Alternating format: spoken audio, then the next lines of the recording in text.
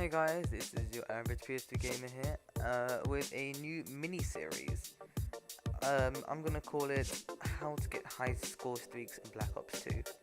Now, there are gonna be a few episodes of this coming out, but I figured it was kind of time to kind of explain how to get high score streaks. Now, when I mean this, I do not mean that this will automatically get you high score streaks. Of course, you still have to be sensible about how you play, but I guarantee that if you watch this and take my advice, you should find it easier to get higher score streaks. Okay, so in this series, in this episode of this series, I'm going to be covering basically how you play. I guess that's the best way of saying it. Okay, so the first tip I would say for getting high score streaks is you want to play a game mode that rewards you for playing the objective, and obviously I think the second point kind of stands that you should play the objective. Some of my favorites are domination, just because there's capture kills, there's capturing the flag itself, there's killing attackers and defenders, so there's a lot of points there to be gotten. Next one is I would say kill confirmed, because you get 50 points for a kill, or and you get 100 points for getting the tags. Now if you get like a triple feed, let's say, that would mean that you get 150 points for getting the kills, and plus you get an extra 300 points for getting tags. Plus the fact that it's not a very rushed game, so on most maps it's not a very rushed game, so you have quite a lot of time to be playing the map and getting your score streaks. The next tip I will give is to play at the edges of the map. I'm sure you've probably heard this before, but the basic way that people play Call of Duty and people see the map is that on the edges are the shorter lines of sight, and that's for the smaller guns like assault rifles and submachine guns. Don't know why I struggle to say that. Submachine guns, and the middle is known for LMGs and snipers. So you want to avoid the center, just because there will be like the heavy guns, you could say, mounted in the center, and there'll be a lot of grenades and flashbangs flying around there. Whereas the edge of the map, it takes a little longer to get around, but it'll be easier to pick off people from the side. Next, you want to play as a team. Now, when I mean this, I don't mean that you all go for you don't all go for like assault streaks, just going in, trying to completely wreck it, not playing the objective. What I mean is that I want to go, I mean like deeper than that. I mean assign roles for people. So, I mean you could always switch between them. That's what like clans like Optic and I think the new Team Caliber, yeah, they use that as well, where they switch roles quite often between a Slayer class, which will be getting the score streaks, and a support class, which is providing, well, support.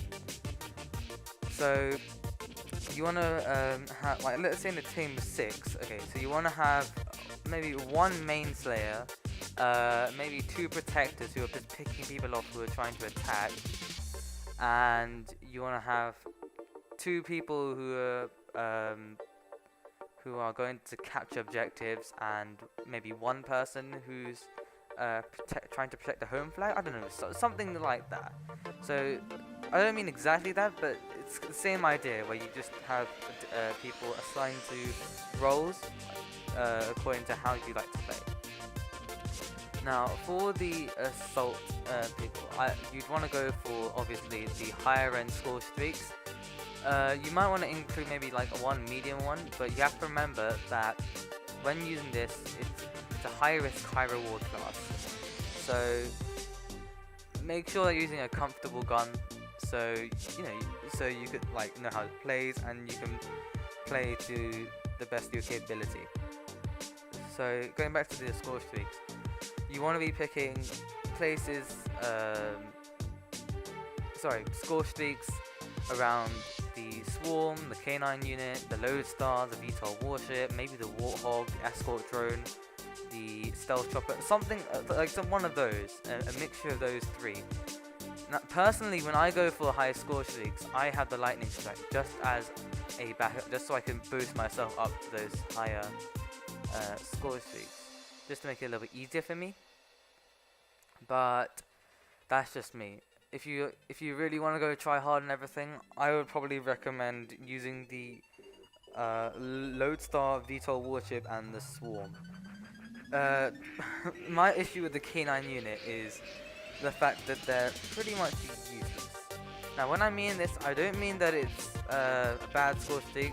I mean it's a terrible score streak. Why? Because the K9 unit is so easy to kill.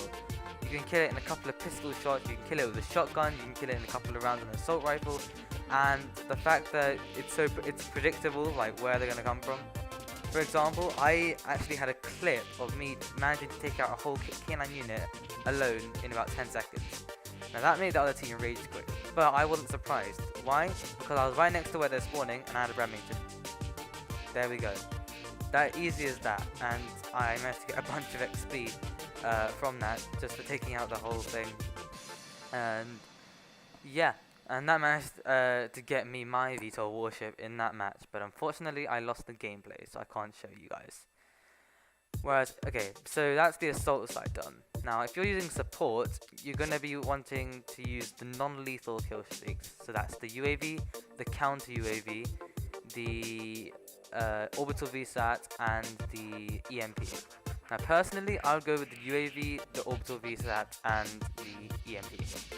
Now, UAV or counter UAV, it doesn't really matter, to be honest, but UAV, just because you can get it a lot quicker, and it provides information where the enemy are, and that helps more for your teammates rather than blocking the enemy. You could probably have a mixture of them, like one person could have UAV, another person could have counter UAV. The two you really want to have are EMP and VSAT. Reason is that when you get the VSAT, obviously it's a very, very overpowered score streak, so make the use of it while you can. Because it shows you exactly where the enemies are. No matter what they have, they're going to show up on your radar, and that helps so much when going for those high score streaks. The other one is the EMP. When they have the EMP, they can't use any of their score streaks. Their electronic equipment is down, so they can't use things like red dot sights, ACOG sights, hybrid optics, laser sights, things like that. And then there's stuff like score streaks that are already up, that those are eliminated too. So it basically puts you in a very, very strong position. So I think that's basically everything on the first episode. So yeah, I'm going to be bringing a couple of these out.